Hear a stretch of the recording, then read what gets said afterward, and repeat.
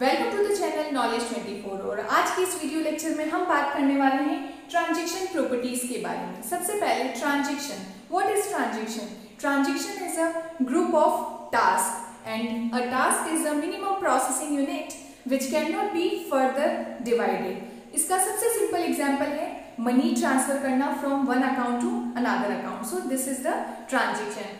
और एक ट्रांजैक्शन में मल्टीपल स्टेप्स और ऑपरेशंस हो सकते हैं और सभी ट्रांजैक्शंस डेटाबेस में स्टोर होते हैं, but the condition is the transaction must be accurate and correctness. और इसको फॉलो करने के लिए मीन्स जब डेटा आपका करेक्ट और कंसिस्टेंट होगा तो उसके लिए हमें फॉलो करना होगा acid properties. So acid stands for atomicity, C for consistency, I for isolation and D for durability. So let's start one by one.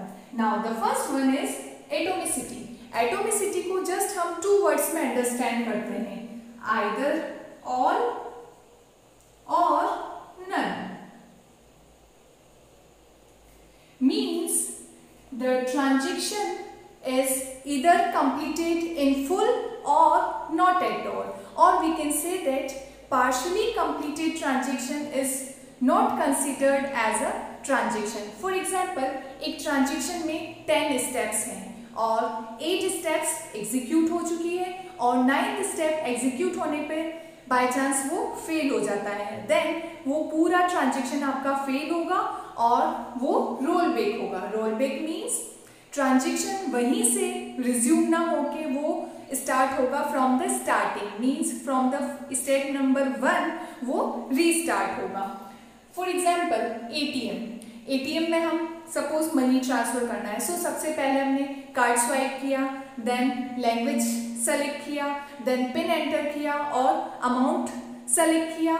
Then suppose उसमें कुछ प्रॉब्लम आ जाती है और सिस्टम फेल हो जाता है, देन क्या होगा? वो आपका पूरा ट्रांजैक्शन फेल होगा। नाउ जब आप वापस से उसे स्टार्ट करेंगे देन वो he is asking for the card swipe. So सबसे पहले आपको कार्ड स्वाइप करना पड़ेगा, मीन्स आपका ट्रांजैक्शन वहीं से स्टार्ट ना होके, means after the selecting the amount वहीं से रिज्यूम ना होके वो कहाँ जा रहा है? रीस्टार्ट होके स्टेप नंबर 1 पर जा रहा है। सो this is the atomicity. Means कोई भी ट्रांजैक्शन जो होगा वो आपका या तो बिल्कुल कंप्लीट होगा या फिर वो बिल्कुल भी नहीं होगा, लेकिन वो बीच में नहीं होगा, पार्शियली एग्जीक्यूट नहीं होगा, वो फुल कंप्लीट होने के बाद ही डेटाबेस में स्टोर होगा।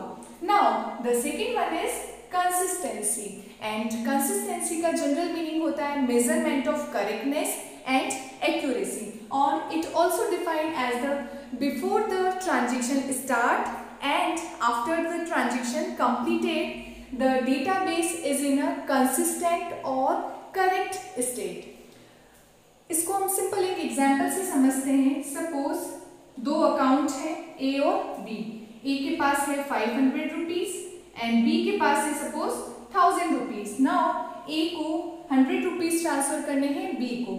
सो फर्स्टली डेटाबेस में हमारा ये ट्रांजेक्शन स्टोर है। नाउ इसकी कंसिस्टेंसी हमें चेक करनी होगी और कंसिस्टेंसी हम कैसे चेक करेंगे? Totaling the amount. So total amount is 1500. Now it is stored in the database. Now अब हमारा transaction complete हुआ. Then after completion of the transaction, the amount will be A equal to 400 क्योंकि 100 आपका transfer हो गया B में और B की वैल्यू क्या हो जाएगी? 1100.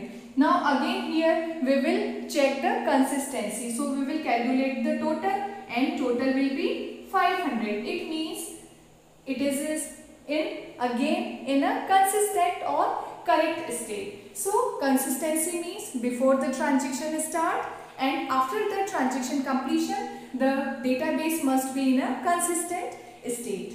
Now the third one is the isolation. Isolation means seclusion.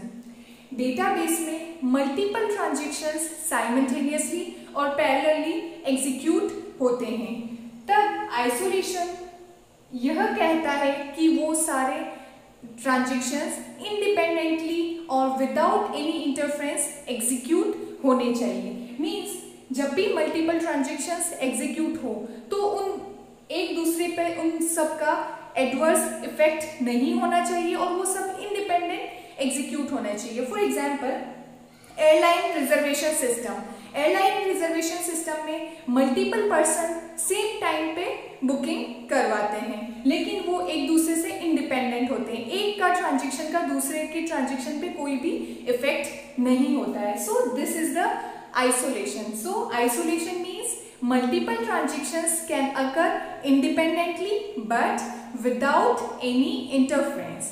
So this is isolation. And the next one is the durability. And durability का simple meaning होता है permanent. So we can also say that durability means when the transaction is completed they cannot be undone. और simple language में हम समझ सकते हैं जब भी आपका transaction कोई कंप्लीट हो जाता है देन उसे हम डेटाबेस में स्टोर करेंगे and after saving in the database it will not be change. For example suppose आपका कोई ट्रांजेक्शन कंप्लीट हुआ और कंप्लीट होने के बाद उसे हमने डेटाबेस में स्टोर किया, देन किसी प्रॉब्लम हुई और वो सिस्टम आपका फेल हो गया या फिर रीस्टार्ट हुआ।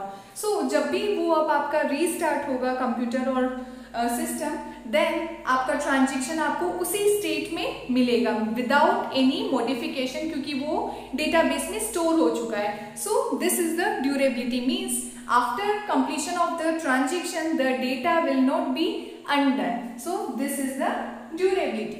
So these are the basic properties of transaction ACID: atomicity, consistency, isolation and durability. Thank you.